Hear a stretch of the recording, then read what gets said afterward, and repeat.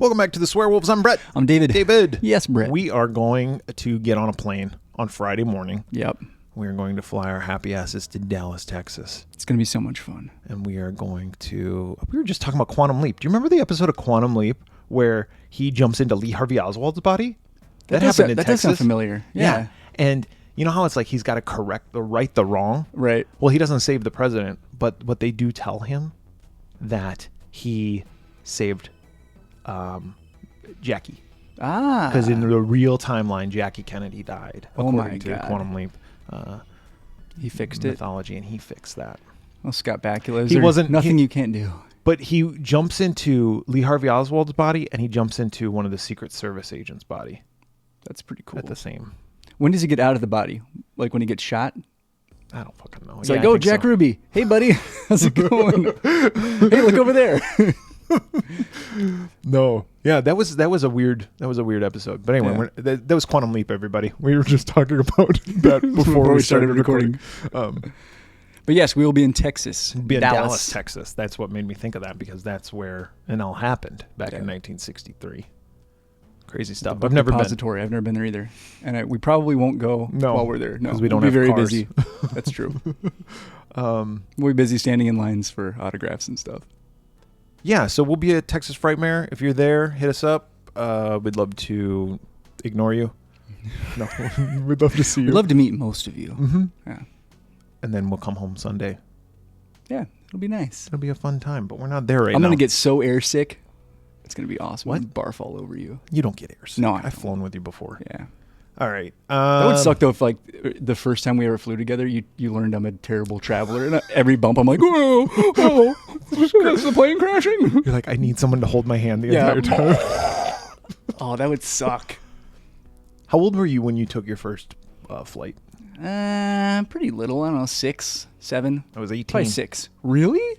Mm-hmm. Wow. Yeah, I flew from here back to Wisconsin.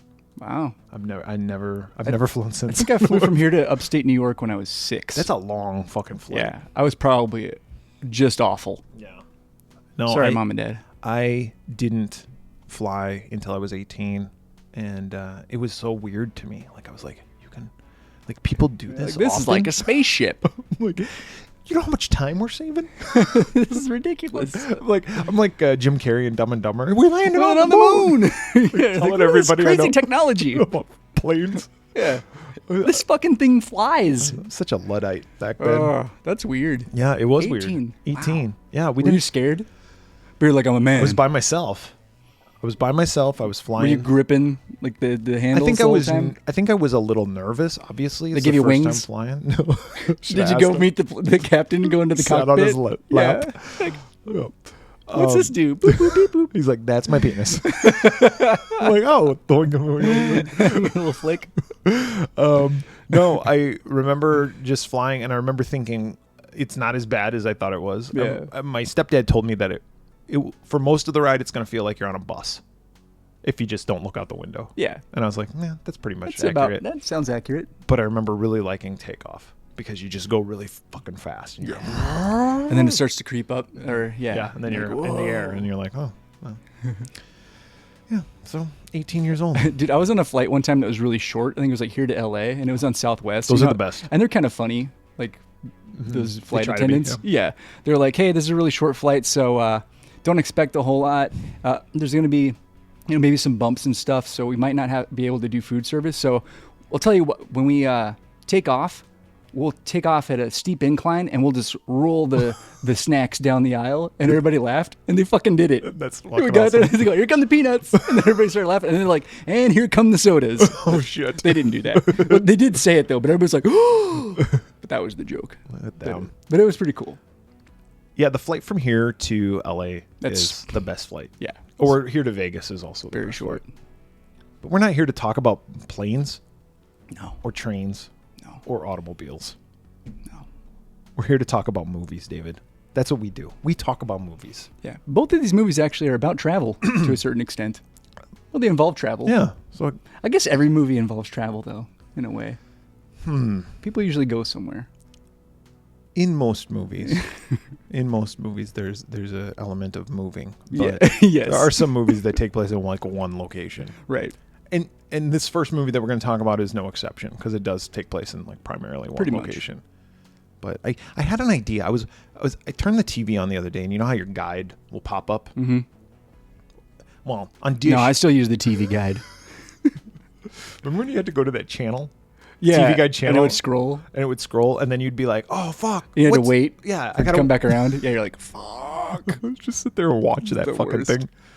No, I went to the guide, and I saw, I saw that there was, the movie Misery was on. I was like, wow, that's a really, well, spoiler alert. It's a good movie. Yeah. It's a really good movie that I haven't seen in a while. It's a horror movie, so maybe we should review that.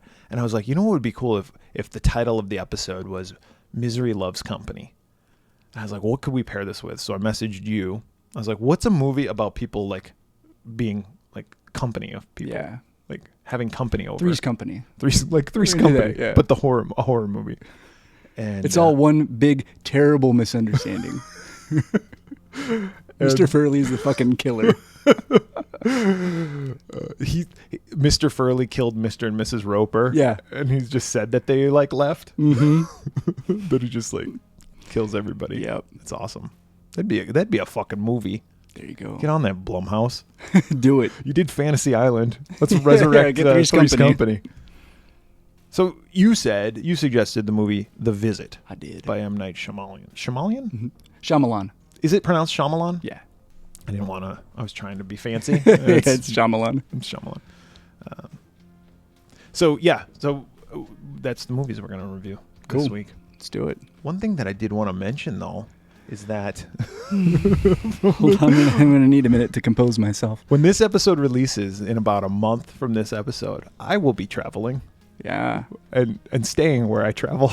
Yeah, you're going a great distance. And I'm going to move. I'm moving from Arizona. So I'm moving to Pennsylvania, which is where The Visit takes place. So it's kind of coincidental that this all happened. But my family and I were uprooting. Eastbound and down. Loaded up and trucking. There you go. We're going to do what they say can't be done. Yeah, so the podcast will go on. Surprise. This is it. We're done.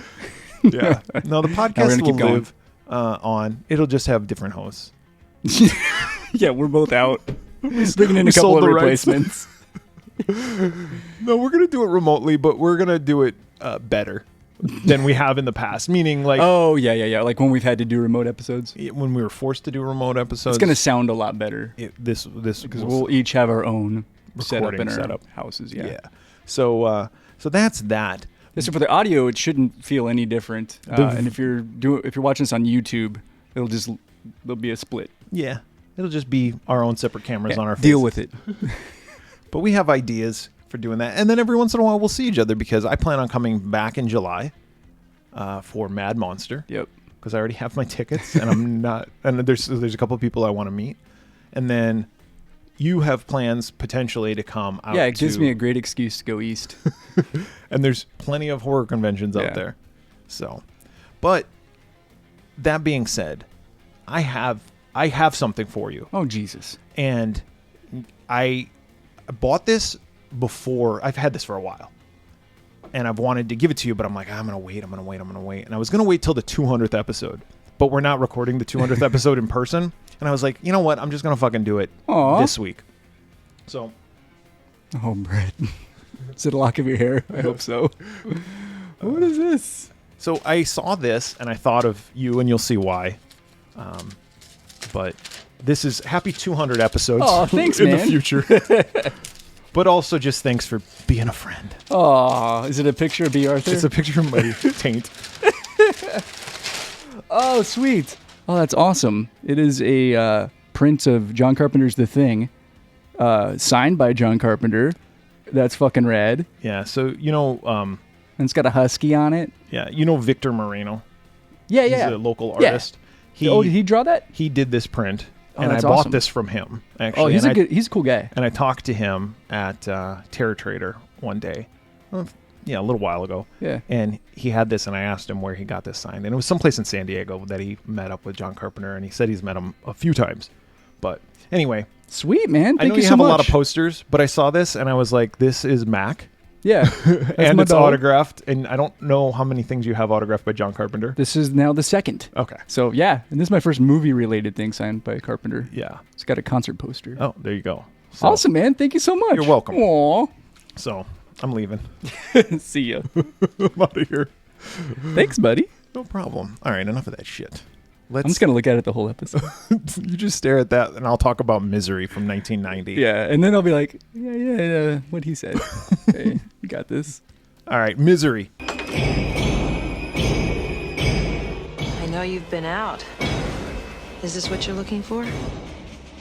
Eventually, you'll come to accept the idea of being here. Annie, whatever you're thinking about doing, please don't do it. Annie, for God's... Shh, darling. Trust me.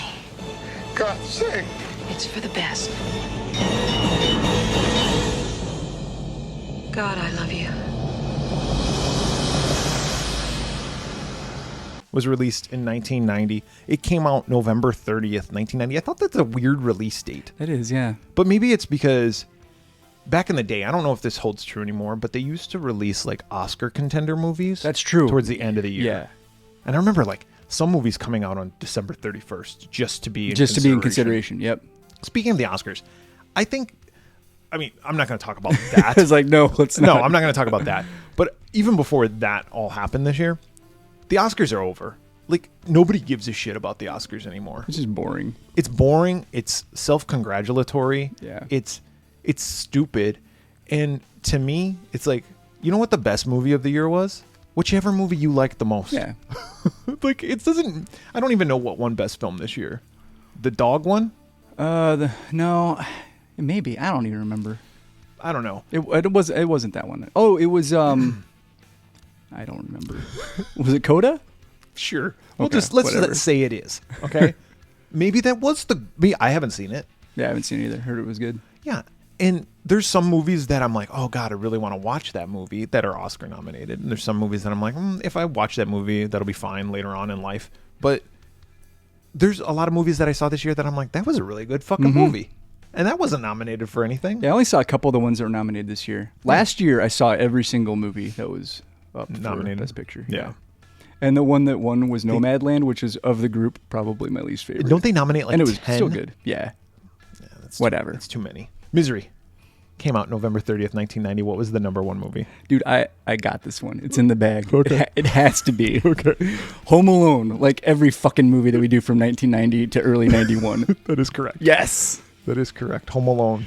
Home Alone's got legs. This is when this is like right when it came out. Yeah, Henry and Martha. They were like, this is the first time. Hey, maybe we go see Home Alone. Yeah. What do you think about that? That looks interesting. Yeah. It's got that Pesci guy in it. Little did she know that he was going to make her go see Fucking it like Martha, we're going again. 5 or 10 times. Pull the station wagon around. Roll that window up this time. Yeah. It gets too cold in here. The number one song. I'm going with King of Wishful Thinking by Go I'll West. get over you. I know I will. Aw. I'll pretend my ship's That's not how I feel about you moving. sinking. And I'll tell myself I'm over you. That's not the number one song, though. Damn it. Love Takes Time. Because love takes time. You sound exactly like I don't Mariah. want to be here alone. Mariah Carey. Love Yeah. Takes Time. Okay. Good song, I guess. I really didn't know that song. No? I mean, I've heard it, Yeah. but I had to listen to it again because I was like, oh yeah, I know that line. Love takes Time. And then I was like, when you hurt so much. I was like, what happens after that? I know she To probably let you go. she probably goes really high. Yeah, oh, of course. And she probably did her, like, used her hand. Maybe put a finger in her ear. This was as like she did it. this was like early Mariah Carey. Oh, yeah, right? like first album, I think. Yeah. Yeah.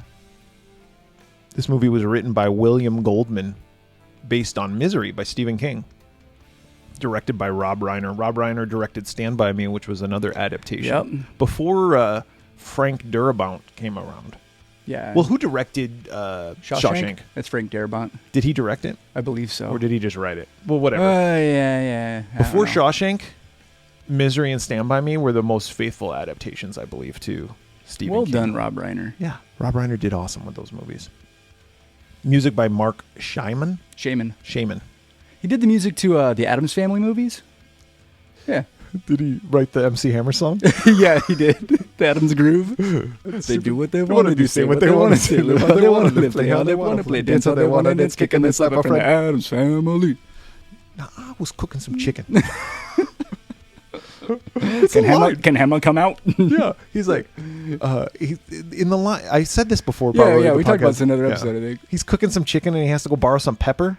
Yeah, that's right. It's like, what? And somebody knocks on the door, right? Yeah. It's the Adams Family. Yeah, they want to play. Like Cousin It. And the Thing, or not the. Thing. Not the Thing. The Thing comes up. That's that poster. So he did the music for Adams Family. Cast: James Caan, Paul Sheldon. James Caan as Paul Sheldon, Kathy Bates as Annie Wilkes, and Richard Farnsworth as Sheriff Buster. There's also Frances Sternhagen as Sheriff Buster's deputy and wife. Yeah. Lauren Bacall? Lauren Bacall plays James Caan's agent. And then there's That's other pretty people. much it. Yeah. Budget for the movie, $20 million. All of that went to James Caan. All of that. Probably. Because Kathy Bates was a nobody. This was like her first big movie. She won an Oscar. She won an Oscar. Yeah, rightfully so. What do you think the box office was? This was a hit. You said the budget was 20? Mm-hmm. It's also rated R. I'll go 45. 61.3. Nice. Very nice. Yeah. It's probably only rated R for one particular scene. Yes. Right? Because there's two scenes of violence in the movie, really. And I think there's a... Yeah, I was going to say, James Caan, I think, says fuck once, which you can say in a PG-13 movie. I think you get one of them. Yeah. Sometimes they give you two. Yeah. And I think Kathy Bates says cocksucker once. At the end. Yeah. She's had enough. Yep. It can only be pushed so far. If you haven't seen Misery, we're going to spoil it for you. Mm-hmm. But even if it gets spoiled, you can still see it and enjoy it. Yeah. No, you can't. We ruined it. So Paul Sheldon, he is an author, and he writes a series of books. They're like kind of trashy romance novels, the way I take set in it. like Victorian times, like late 1800s. And they got those cheesy covers like you see like at the grocery store, like with Fabio on it. It's like that kind of romance novel. I don't think Fabio's a thing anymore, but it was. I think everybody knows what you're talking about. Remember when Fabio got hit by the bird? Yes, on the roller coaster. Was he on the fucking Ninja? What was he on? Roller coaster it was. Was it Magic Mountain or something? Fucking bird hit him in the face. Broke his nose. Yeah, Fabio of all people. I mean, like that's a 1 in a bazillion chance of that happening. That's like, remember when Randy Johnson, the baseball player, when he hit that bird, he like threw a spring pitch training, and a bird went right past him and just boom. And feathers just flew everywhere. Yeah. That bird was toast. Yeah. Because Randy Johnson used to throw 100-mile-an-hour fastballs. Yeah, that bird was dead instantly. Just like the bird that hit Fabio right in the fucking face. It couldn't happen to a more deserving guy, though. He's like, oh, what a beautiful day. Oh, fuck. Fabio. Why was he a fucking thing? You're so dreamy. That long hair. Chiseled chest. I can't believe it's not butter. Didn't you do the butter commercials? Was that even how he talked? I don't even remember. I mean, probably. Yeah. That's how he talks in my mind's eye. He's probably like, hey guys, what's going on? My name's Fabio. I'm Fabio. I talk like this. That'd be awesome. That would be amazing. Just looks so like manly and he talks like a little Hey guys. Wow. Looks like a cartoon character. Fabio, please. Fabio, shut the fuck up and pose. I'm gonna paint the flowing hair. I'm like the cat that caught the canary with my face. Like, what? I don't even know what that Fabio. means. So the books are called Misery. Misery is Misery Chastain is the lead she's the character protagonist of all these movies. And anyway, that's what he's famous for. And he's not really happy about it. Like I took it as he kind of fell into it, and then it became, I'm the guy who writes these novels, but he has aspirations of actually being a real writer. And they're like hugely popular. Yeah. Like everybody, It's like Twilight. Yes, Yeah. exactly. He's got legions of fans, But that like 80, love his books. 80 of them. Yeah. And he just pumps them out. He goes, every time he's going to write a book, he goes to the same resort. Yep, out in Colorado. Lodge. Yeah. And he writes the book. Does it on a typewriter, and when he's finished, he has some glass of Dom Dom Perignon Perignon, smokes a cigarette, with a match, and then heads on out. Yep. And this time is no exception. In his 65 Mustang. Black. Black, hard top. that car was It awesome. was a sweet car. He finishes writing his latest book, which is not a misery book, because the most recent misery book is actually going to be released like any day now. Yes. And that just so happens to be the last misery book. Yep. And his agent, and this is a little bit later, we get like a flashback of the agent saying like, "Are you sure you want to do this?" He's like, "Yeah, I want to be known for something else, and I think I'm capable of writing a better books, and I just want to try something new." And he's writing like I don't want to say autobiographical, but it's a story about a kid who grew up in like the streets of New York or whatever, and it's kind of like him, and I don't know, that's the way I got it. That's what I took from it too. And it's like a more personal story. Yeah. And that's what he's gonna And he feels really good about it. He feels good about it. He's driving home, a blizzard comes. Yeah, and he's got to drive all the way from Colorado to New York.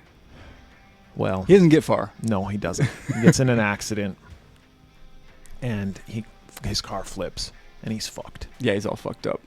And then we see a creature, a person, A fucking monster. a person Fucking swamp thing. comes in and rescues him, and they pry the door open, Yeah, and pull him out.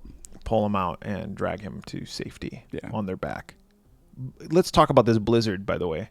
It's like snowing. The car gets buried in snow. That's how Yep. much it snows. Yeah. Like it's a fucking legit, it's a blizzard. a legit blizzard. So much so that when he goes missing, they're like, They can't even find the car. That part's sad because the cop or the sheriff, he's right next to the car. And we see just a little bit of the tire peeking out, but he doesn't see it. nope. And they're like, we're gonna have to wait till the snow thaws. Yeah. He's probably dead. Yep. And they're like, we'll put an ad in the newspaper, try to find him, see if anybody knows anything, but no phone calls. His credit cards haven't been used anywhere. Nope. He's probably dead. Yeah. So they don't know that he's been rescued. He gets rescued by Annie Wilkes, Kathy Bates. Yeah. And he wakes up and he just sees her looking at him. "I'm your number one fan." It's like, oh, Okay, thanks. awesome. Thank you. He says he needs to call his agent. He needs to call his daughter. She's waiting for him. He's like, "Unfortunately, my phone's down." All the phones And are down. yeah, and all the roads. roads are closed. But as soon as I can. Yeah, and your legs are broken. Your shoulder was dislocated. Like, you're fucked up. But fortunately, Annie was a nurse. Yeah. She's like, "I'll take care of you. But once the roads open up, I'll drive you to a hospital. Or I'll call. Once the phones are up, I'll have an ambulance pick you up and take you." Yep. He's like, all right, cool, thanks. Yeah. Appreciate it. So she shows him his legs. And she had like set his legs back because they were like busted in like multiple places. His, Compound fractures, I think. yeah. Ugh. What's that bone called? The femur? The femur. Yeah. Yeah, No, the tibia and the fibia? that's the bottom part, right? Yeah, yeah. That's what Yeah, was the femur's broken. the top. Yeah. Yeah.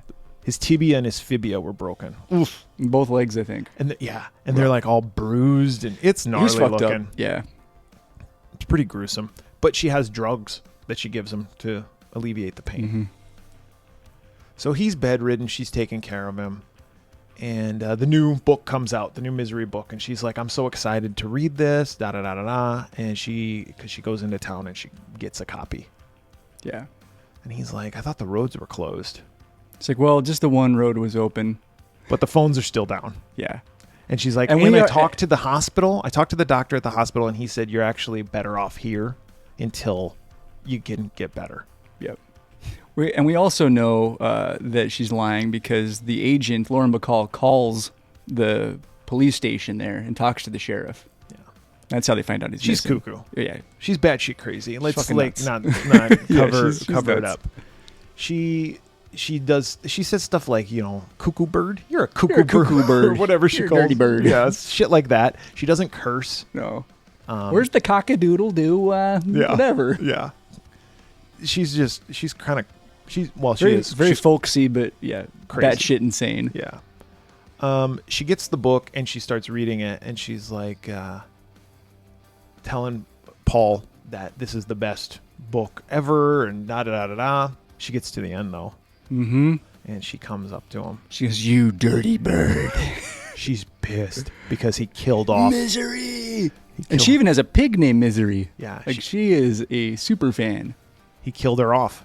during So I chi- sit here during with a child- dog named McCready. With my John Carpenter's The Thing poster sitting 2 feet away from me. and that John Carpenter Yeah, thing that poster one over hanging there. up there. But I mean, it's a little different. Yeah. John, if we ever meet, you're safe. Or are you? Yes, you are. He also lets her read his manuscript. Oh yeah, we're kind of jumping all over the place, but and she's critical of it. Like she's like, oh, it's really good, but why all the curse words? Yeah. And then that's where we find out he's like, well, this is kind of based on me. Like this is where I grew up. This is how people talked. Yeah, and she doesn't like that. No, but the Misery book comes out, and she's pissed off because he's killed off Misery. She flips out, and she smashes furniture and shit. And he's like, oh. And by the way, she's strong as a fucking ox. Yeah, she is. Because she does stuff. She like lifts him up, no problem. She picks up a chair and like throws it against the wall. Yeah. It's like, holy shit. She's pissed. And he can't do anything. He's bedridden. Yep. And this is where she tells him the truth. And she's like, listen, nobody knows you're here. And if I die, you die. Yep. Like, no one's going to find you or protect you. No. So I'm the only thing keeping you alive. So don't fuck with me. So she takes off. She's so hot. She just fucking takes off. He musters up enough energy to sneak out of the room. Yeah, he's trying to escape. And he gets out and he's like looking around. Is he in a wheelchair at this point? Yeah, he's in a wheelchair, I think. Some of this shit I don't know. Listen, there's a lot but of shit. But yeah, he that crawls around the happens house and he's trying to find a way out, but there's no way out. There's no way out. No, and the phone, he finds the phone, but all the guts are ripped out. Yeah. It's like, fuck. He's like, you this crazy. chick's nuts. But he gets back. And this is where he knocks over. She's got like a figurine of a penguin. And he almost breaks it, but he catches it and puts it back on the table. So he's like, whoo. All right, sneaks back into the room. She comes in. He's like sweating profusely. She's like, what the hell's wrong with you? Mm-hmm. He's like, I need my pills. Yeah. He played it off really well. Yeah. And he finds a bunch of pills. And he stuffs them down his pants. Yeah. And he's going to, because he's going to drug her later on. Yeah. To knock her out so then he can get to safety somehow. Well, she comes up with a plan. She's like, you're going to bring Misery back to life. Yeah, you're a writer. Like, I'm going to give you all the tools. I'll get you paper and a typewriter. Yeah, and you're going to write a book. Misery's Return. And she's like, and you can use me as your inspiration. And he's like, great. Awesome. And she makes him fucking burn his book that he just wrote. His manuscript. Yeah. Oh. I thought it was kind of cool too. Like she gives him a typewriter. She buys this typewriter that has the N doesn't work. Yeah. And so when you see him typing, like all the words that have N, the N's gone and all of that. Like it's like kind of cool. Like it is. I don't know. It was just those little details. Yeah. Like when you're reading it, you're like, oh shit. Yeah, that's cool. But he actually like gets into it. Like he writes a whole fucking book. Yeah, it's like if I'm gonna do this, I'm gonna do it right. Yeah. But meanwhile he's plotting, like, all right, how can I get out of this? Yeah. And he tells her, the paper that you got me, it's not the right kind. It smudges, which sounds like total bullshit. But then he shows her. He's like, yeah, like, look. And I like that scene, too, because she flips out again, like, oh, anything else you need? And she goes 0 to Mr. 60. Man. She goes 0 to 60 pretty quick. And later on, she apologizes. And she's like, oh, this is probably why I'm alone. Like, I got a temper. I got to be aware of that. You must hate me. You must think I'm a real pill. I don't think she says that, but like that's how she talks. He gets back. She leaves again, and he gets back out and is looking around the house. This is when he hoards the pills.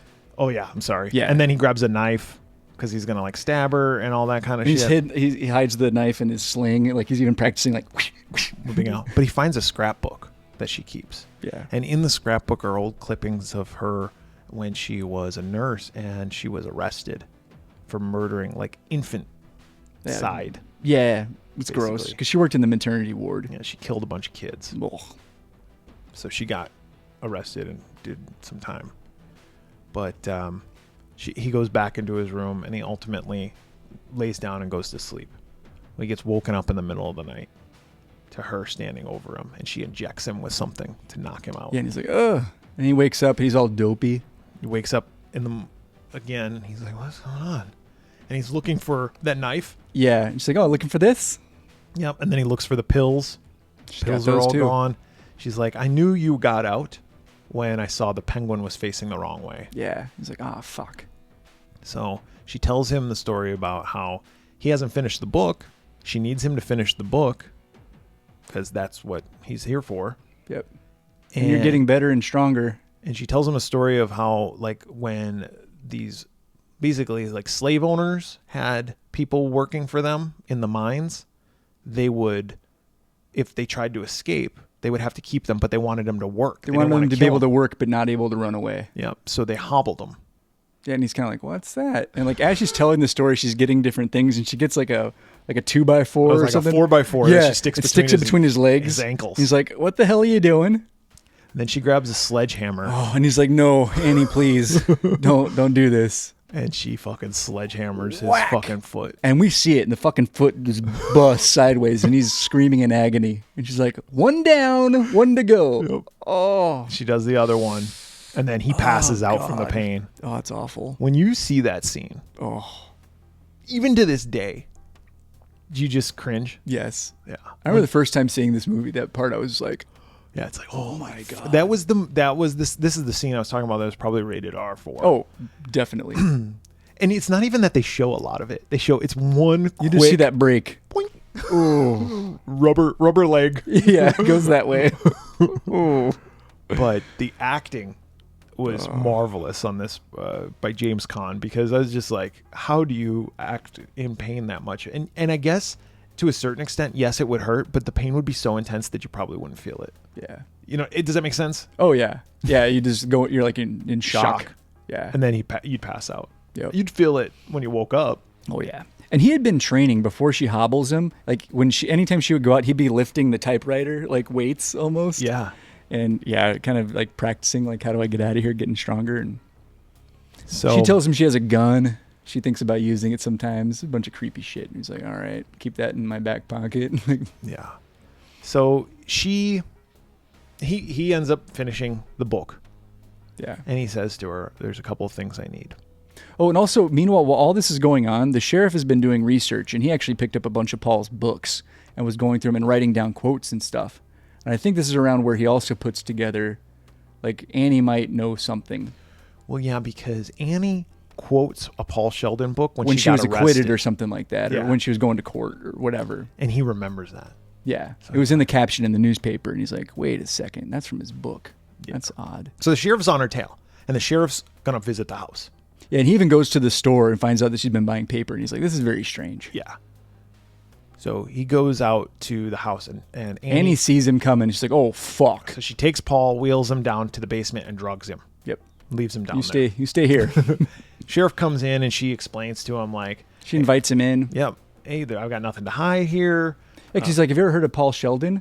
And at first I kind of wondered, it's been a while since I've seen this movie. Is she going to play dumb like she doesn't know him? But she's like, no, I'm his number one fan. Yeah, and she's I got like, all his books. She was like, I can't believe they can't find him. It's so sad, but I've been writing my own version of a misery book, and this is... Yeah, and she's like, I know it sounds cheesy, but I feel like if he's gone, his spirit can live on, and maybe I can try. And she's like, but I'm no good. Yeah, she's like, do you want to read it? Yeah, and he's like, oh, fuck no.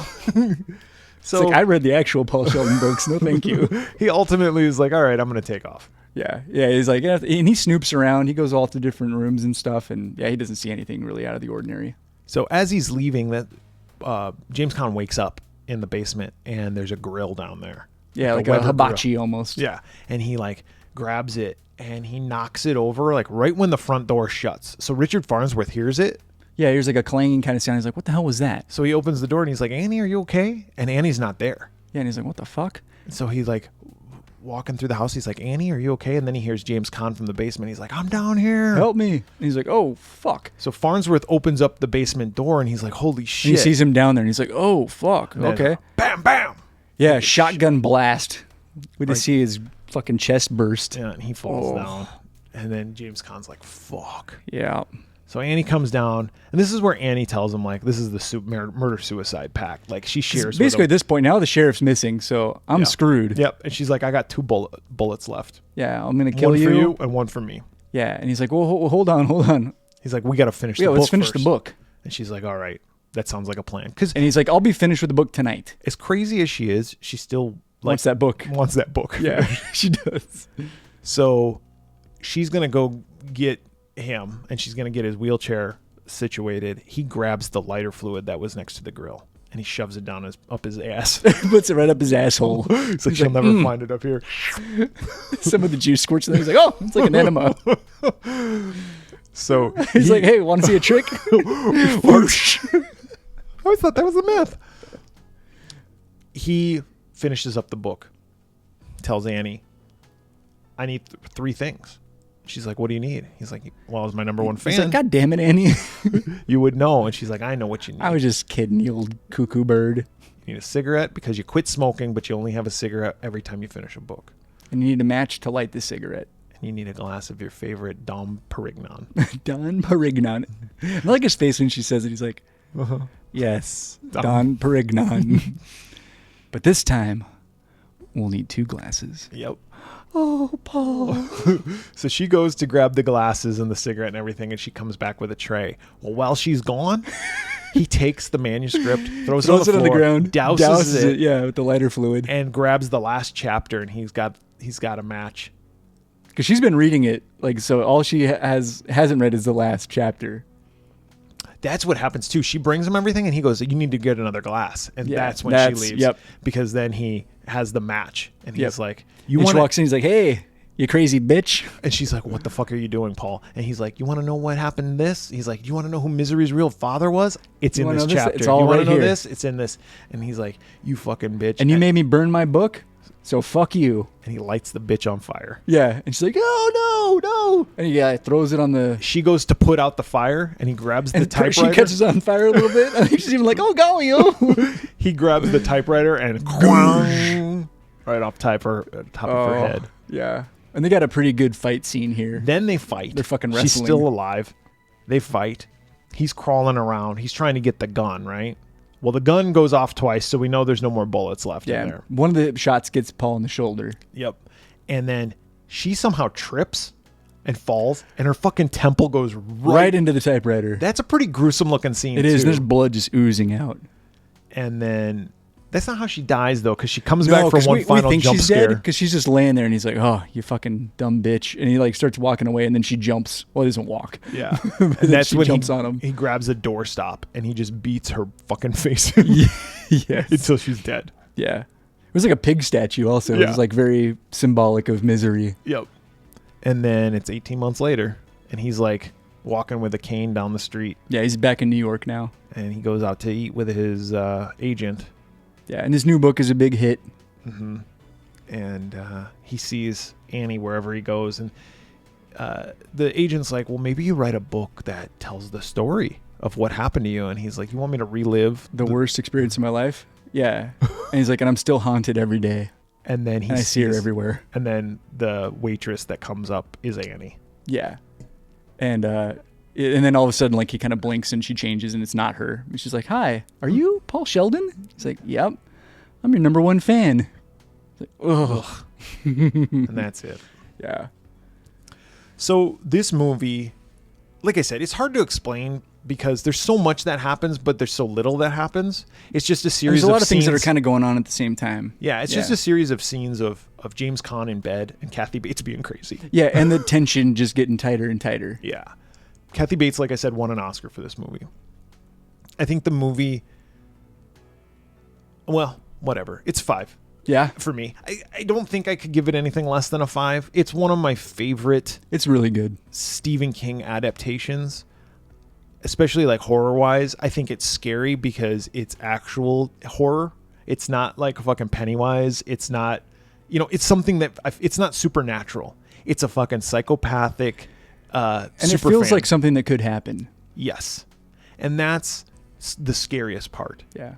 Is that this could happen. And I feel like Stephen King writing this book, I don't know if he had a stalker at this time or if he's probably had. I'm sure he's probably experienced that. But I feel like he wrote this book to maybe get out an idea that in his head of like, what would happen if if this happened to me sometime, I just feel like, I don't know what his inspiration was. Yeah. The guy's a madman when it comes to writing. Like he just fucking seemingly is an endless fountain of stories. But this particular story, James Caan, awesome. Yeah, very good performance. Kathy Bates, awesome. Richard Farnsworth, very good. Awesome. So it's just the cast is just so good.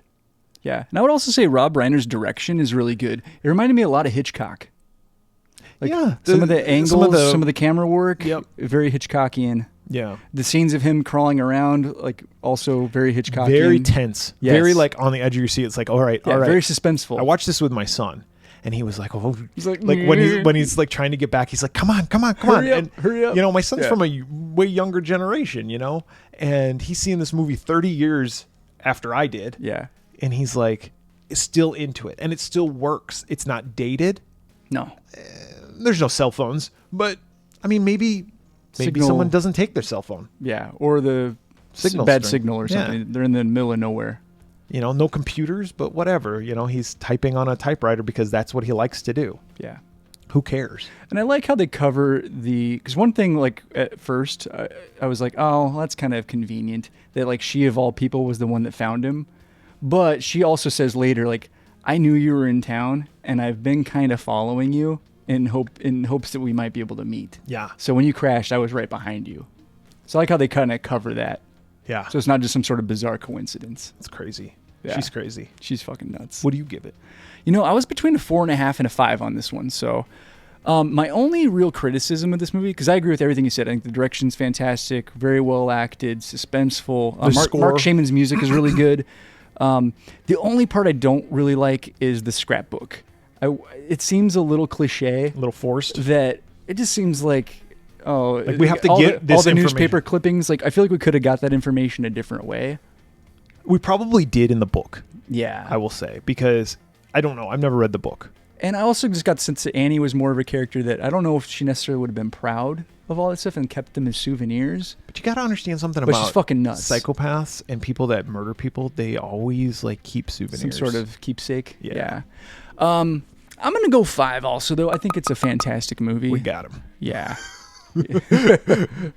Yeah, there's nothing boring about it at all. No, either. it's a great movie. In fact, when you picked it, I was like, fuck yeah. It's been a long time since I'd seen it. Yeah. It's probably been 20 years. So it's been a while very for me much too. In the mood to watch it. It's one of those movies that I feel like every time I watch it, I'm like, why don't I watch this more often? Yeah. And then I don't watch it for a while. But I'm kind of glad I don't. Because then you forget things. I forget things. Yeah. I mean, I forgot things from 3 nights ago when I watched it. But yeah, very good movie. Very good movie. So it's Misery. Go see it. 5 heads. The Visit is our next film. I'm sad it's all over. I'm gonna get you. Papa! Let's make it a perfect night. What is that? Mom, you need to come right now.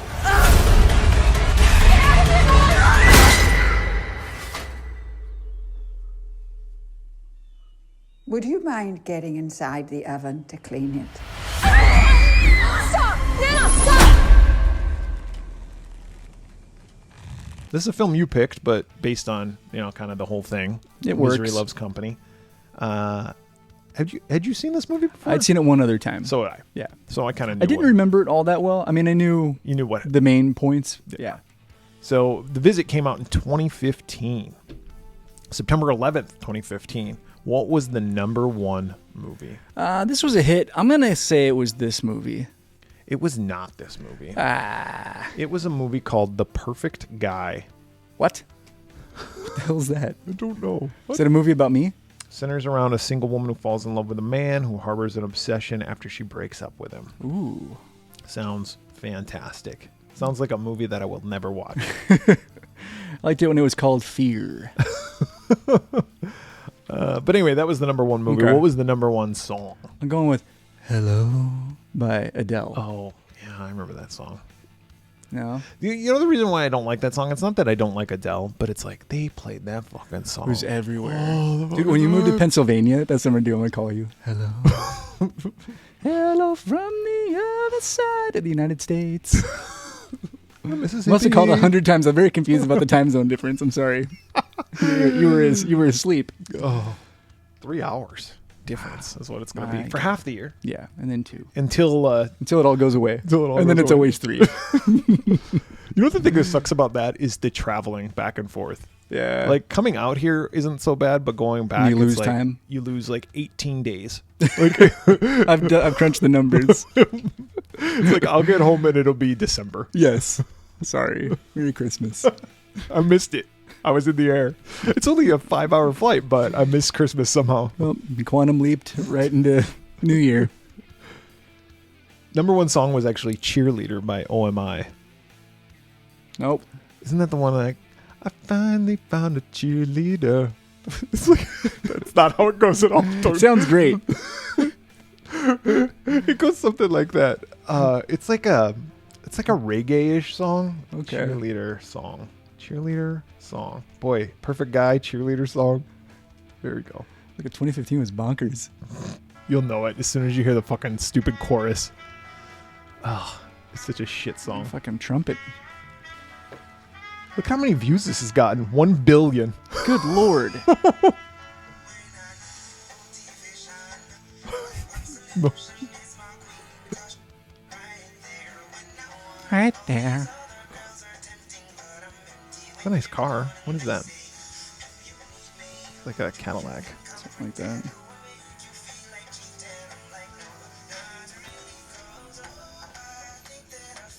Myself a cheerleader. No, I feel really out of touch. This does not ring any bells. Don't feel out of touch. This song sucks. Yeah, no, I'm You should good. whoa, I just spit everywhere. You should feel happy with yourself that you don't know Yeah, that song. I've never heard that song. That song sucks.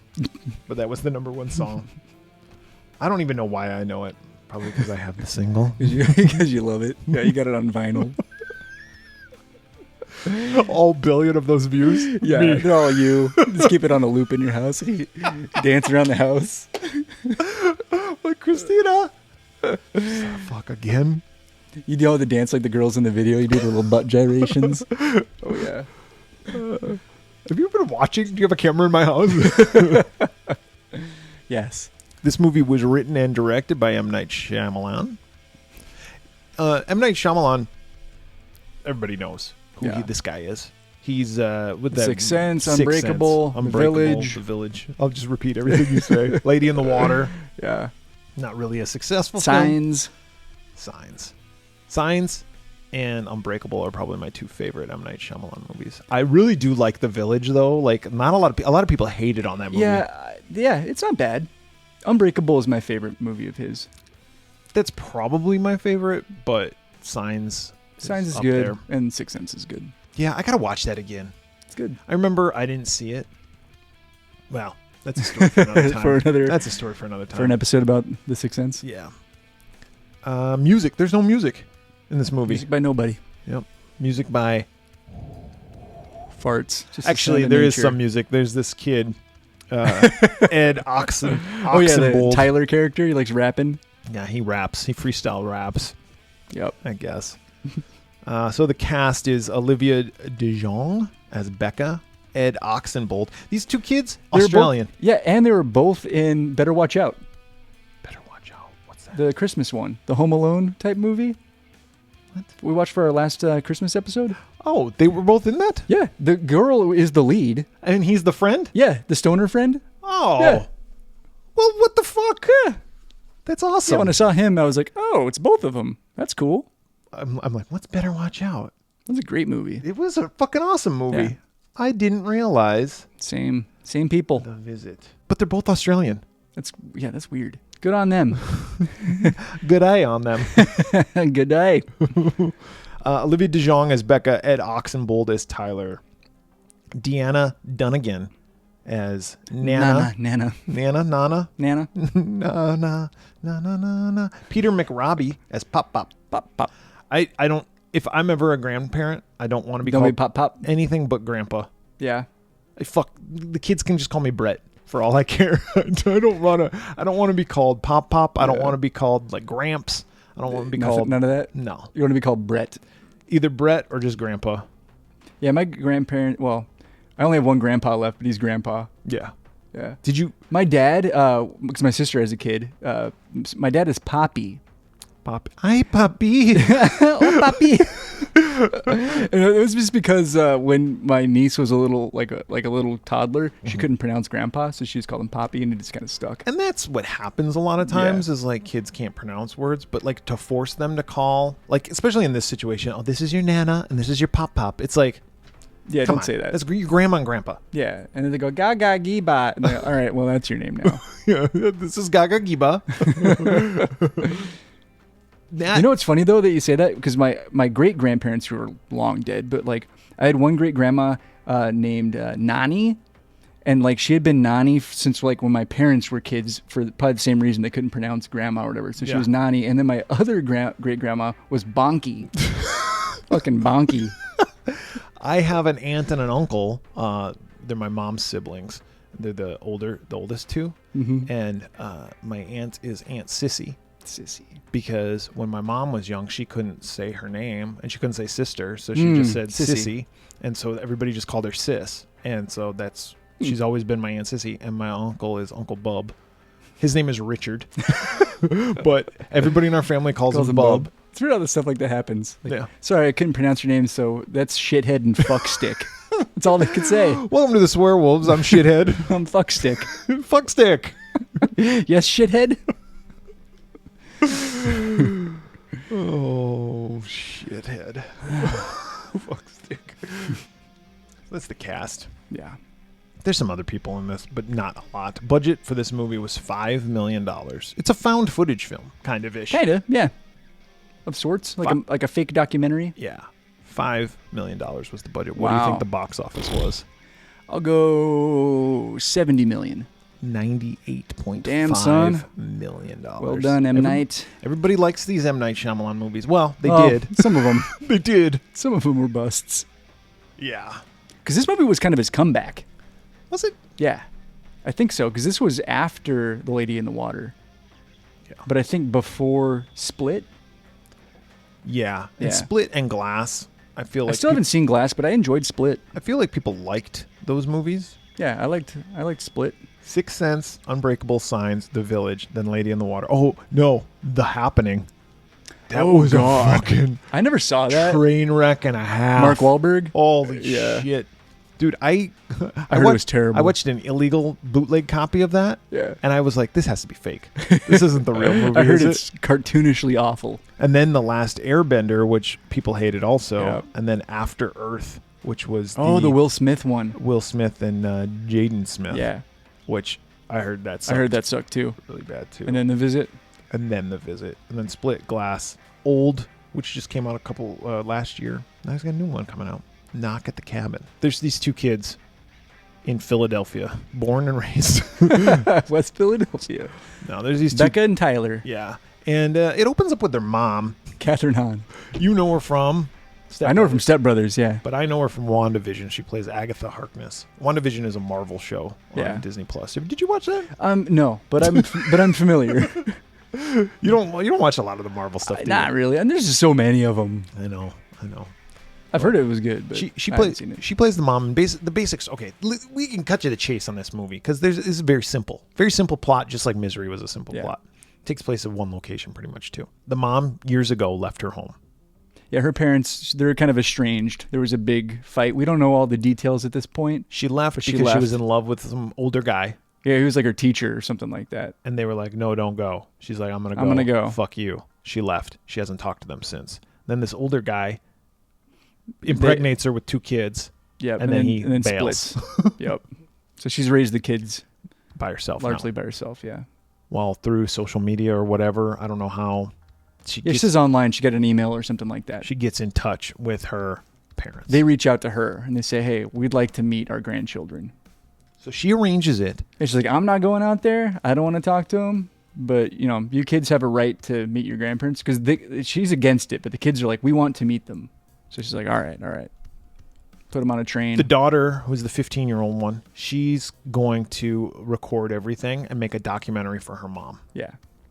And the son is this little twerpy fucking 12, 13-year-old kid. Yeah, he likes rapping. Oh, yeah. And he's a germaphobe.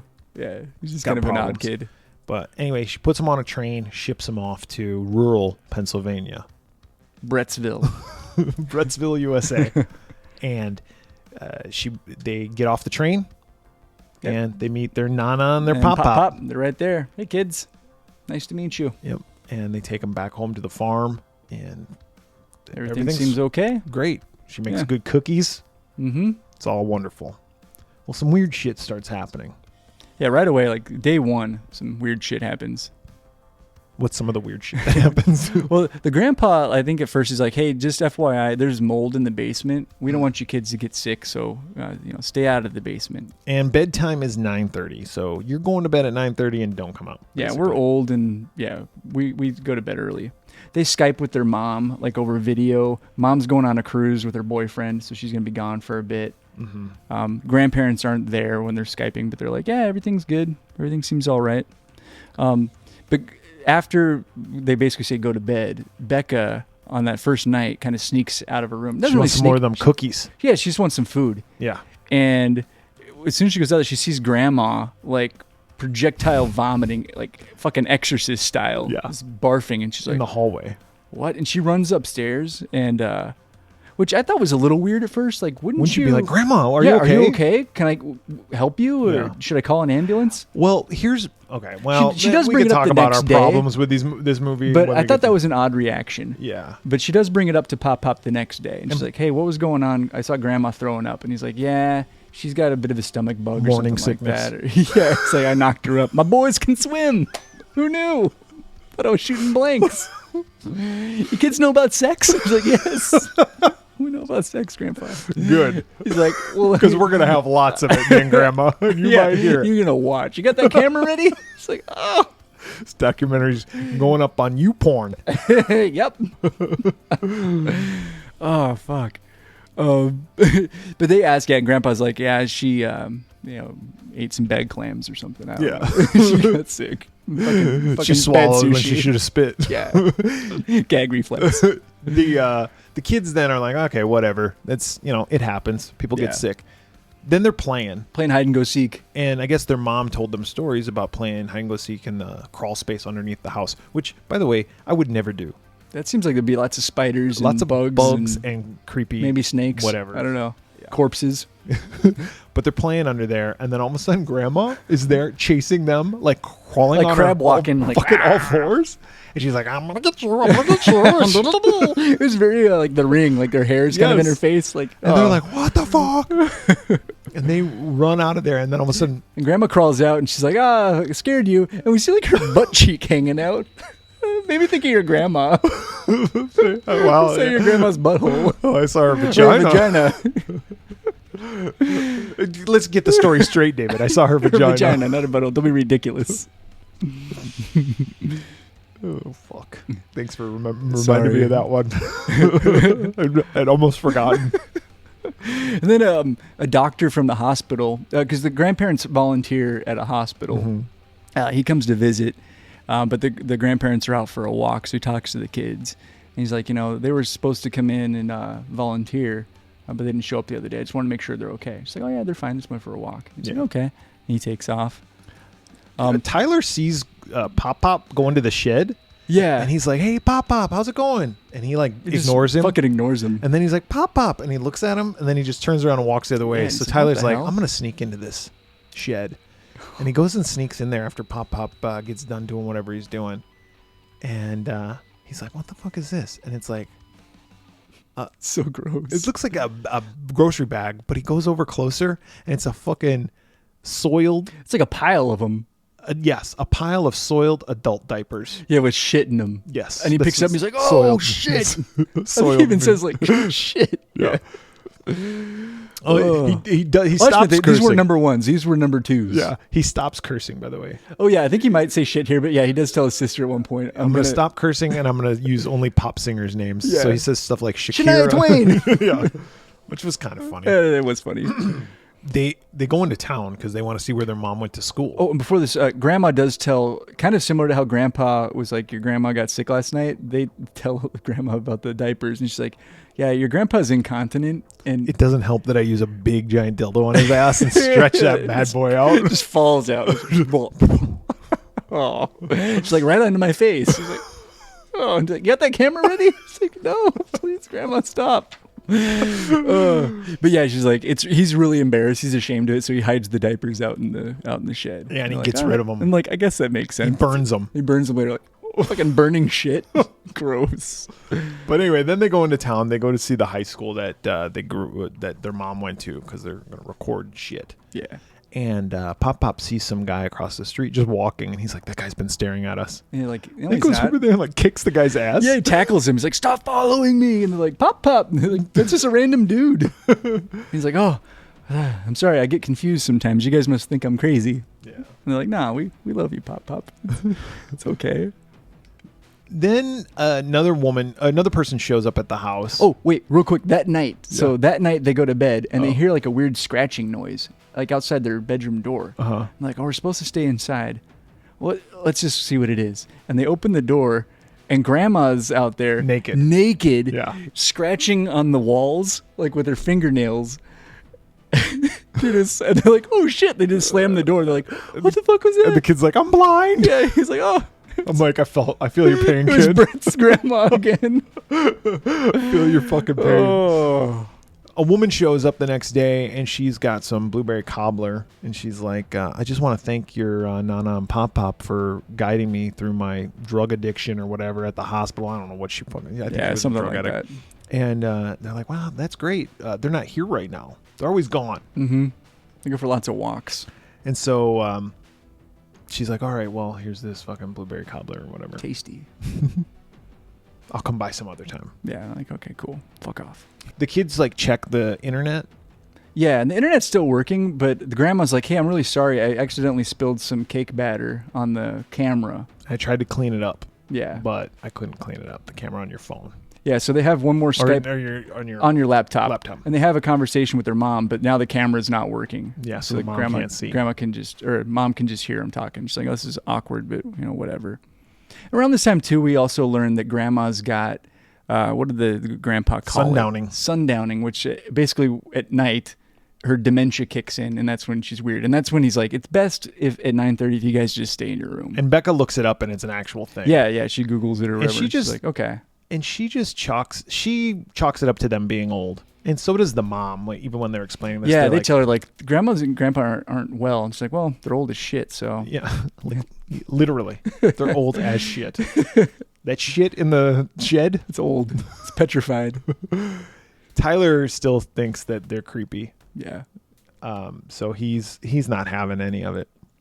And he wants to set up a hidden camera to investigate, and Becca's like, "No, we're not doing that. It's an invasion of their privacy." They do it They do it anyway, eventually.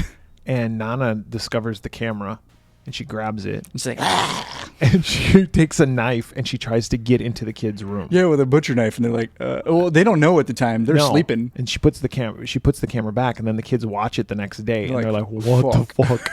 So they got to call the mom. Yeah.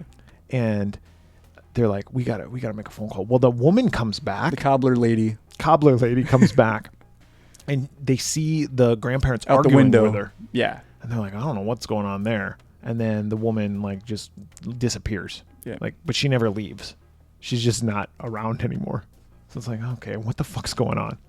And they've also been trying to get to the bottom of what happened between the mom and her parents. Yeah. And Nana's like every time they ask her about it, she just freaks out and starts crying and screaming. Yep. But they get her she's like, "Well, why don't you do this? Tell me a story." And she kind of sets it up like, what if this happened and what if that happened? And she basically tells the story from the mom's perspective. Mm-hmm. And the grandma's like, "I would forgive her." So I thought it was kind of nice. And she's filming it. So she's also, you said earlier, it's a gift to her mom. Like, she's trying to provide some sort of catharsis for the mom. Of like closure. Mm-hmm. Yeah, exactly. And she's like, "Bingo. Okay." Oops. So now it's the last night. And things have progressively gotten worse. Like I said, they saw the knife incidents. They're going to call their mom. They told their mom, they're like, "You got to come pick us up. Grandma and Grandpa are fucking nutso." And the mom's like, "What are you talking about?" She's fixed the camera, by the way, Becca has. And she's like, "They're fucking crazy. They grabbed a knife. Grandma grabbed a knife. She's fucking sundown. She turns into Michael Myers." Yeah. Michael Myers at night. And Grandpa's shitting himself and burning it. The things are nuts. And at one point they see Grandpa putting a shotgun in his mouth. Oh, God. And he was like, "I was just cleaning it." And he was like, it's like catching a kid like masturbating. Yeah. I was just cleaning it. I was just cleaning my dick with lotion. But the mom goes, "Well, where are they?" And they're like, "They're right out right here." here. And they Here. turn the camera, and the mom's like, "All right, kids, I need you to calm listen down. to me." You need to listen to me. those are not your grandparents. And they're like, what? What are you talking about? And she's like, where are your grandparents? And they're like, that's them. She's like, that is not your grandparents. That's not your grandparents. I'm going to call the police. Stay calm. So she goes to call the police, but the police don't answer. Get the voicemail. It's like, it's fucking podunk town. Who would ever move to a podunk town in fucking Pennsylvania? Yeah, this is the shit you're going to have to deal with. This movie is a cautionary tale. But she's like, I'm on my way. I'm going to call them from the road. By the way, everything is 2.5 hours from Philadelphia, Pennsylvania. Yes. So it's going to take a little while. If you can get out and escape and get to a neighbor, do it. But I'm on my way. I'm going to call the police. So they're like, all right, we're going to go. But then Grandma and Grandpa come back and they're like, let's play a board game. Let's play Yahtzee. Dude, by the way, I used to fucking rock at Yahtzee. I'm like the fucking grandpa in this. I'm the Yahtzee master. You got strategy and everything? Oh, fuck yeah. I used to play Yahtzee all the time. Yeah. I used to play Yahtzee so much that I would play it by myself. Just to against yourself? Not against myself, but I would just play it. There used to be an app game that I had. Yahtzee. Dude, I was like into really Yahtzee. Into it? Like when I was a kid, I was into Yahtzee Yahtzee. master. I loved it. Probably not that good anymore. Well, it is just rolling fucking dice. It's not like but there is a strategy behind it, like what you take off and what you get. Yeah. Sometimes you get more points. Listen, it's a whole... You're like, and I don't want to reveal my strategy. I can't. Yeah, I can't. That's for me. So they're in the middle of this Yahtzee game, and Grandpa shits himself. He does. I think we hear like a... It's like, he just kind of stands up. It's like, oh, even M. Night Shyamalan's like, we got to put a shit joke in here. Yeah. Fucking shits his pants. But Becca sees it as an opportunity because when he gets up, she's like, all right, I'm going to go check the basement. I got a feeling they got our grandparents stashed down there. Yep. So she goes. Grandma starts going fucking batshit crazy. Becca goes downstairs and she discovers her grandparents are down there all right. They're dead. It's mold. That mold down there killed them. It's their corpses. It was a mold. It was a mold. I swear. Got their lungs. So they go, and they find like a bloody hammer. So they had bludgeoned him to death with a hammer. So she gets caught. She's like, "Fuck." Yeah, Grandpa catches her down there, takes her upstairs, and locks her in a room with Grandma. Lights out. Woo. Yeah, and Grandma's hopping all over the room like a she's fucking going nuts, like Linda Blair in The Exorcist. Like she's just spider walking. You want sex cocks in hell? Your grandma sucks cocks in hell. What? Grandpa is with Tyler. They're in the kitchen. This is an awkward scene. And Grandpa goes, you're kind a germaphobe freak, right? And he's like slowly, like from behind a counter, we see him take his pants off and slide like presumably his diaper down. Yeah. And the kid's like, Grandpa walks up and just fucking like pies him in the face with a shit diaper. So fucking gross. So gross. He was like, "Hey, what's that on your face?" Hey, you got some shit on your face right there. Where? Right there. Awful. So gross. Oh, nasty.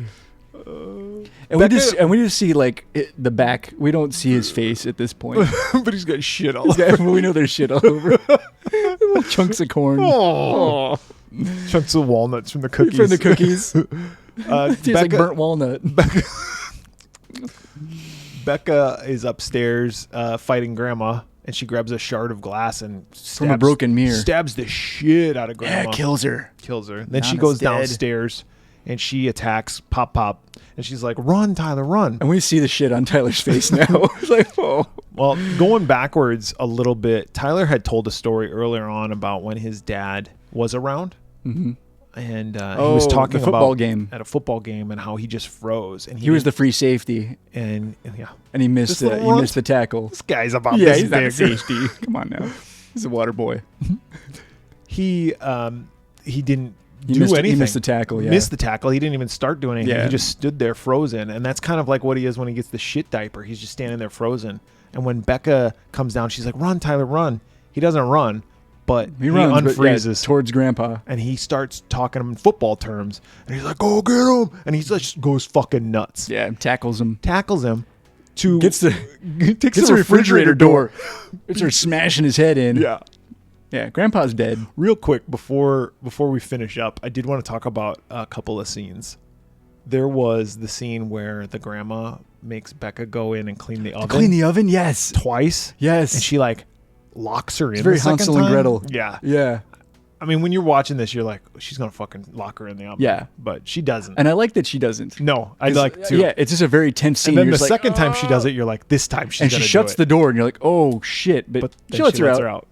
So it's just that's kind of a. Those were good scenes. Yeah. Very tense. Mom comes. Yep. The police show up. We figure out what happened, and what happened was these two were patients. Yeah, at the hospital. Grandpa actually explains this, but they were patients at the hospital, and the real Nana and Pop told them about their grandkids. Yeah.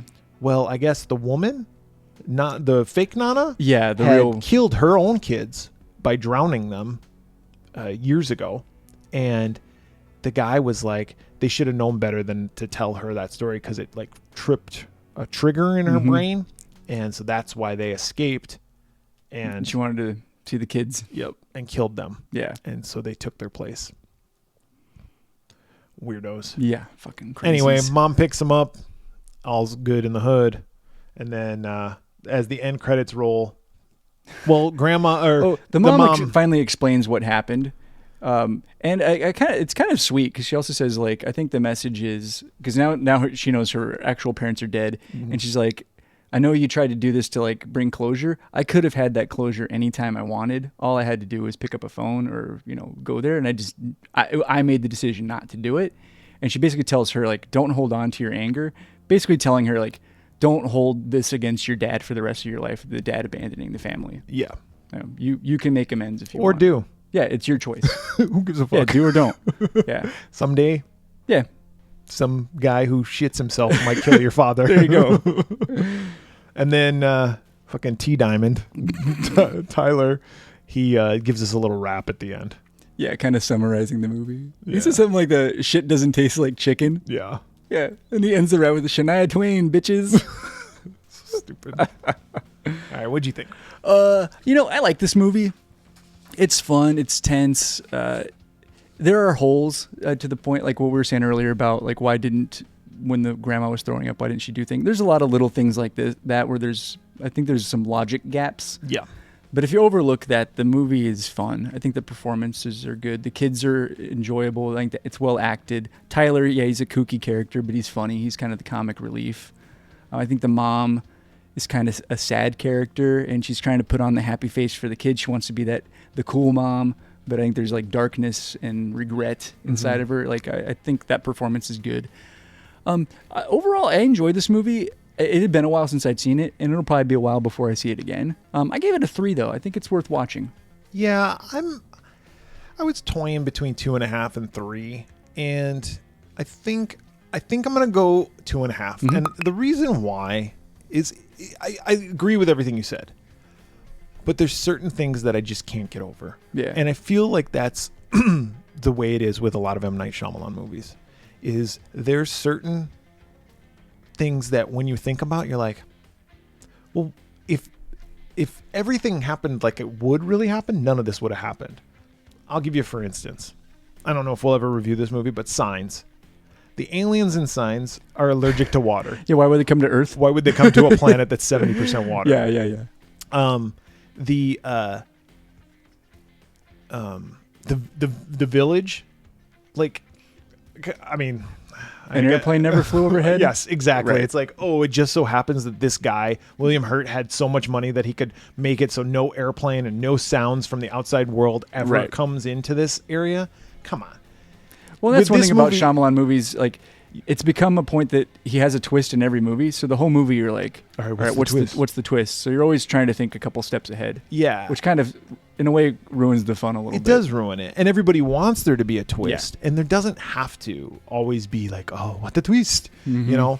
But in this movie, I do enjoy the movie. Like, I liked watching it, and I thought it was entertaining. I thought everybody does a great job with their performances, and there are some real tense moments, like the whole oven thing. Yeah. It's just really well done. However, the thing that I don't like is the mom just sends her kids on a train to go meet people that they have never met before. They've never seen a picture of these people. They don't know what they look like.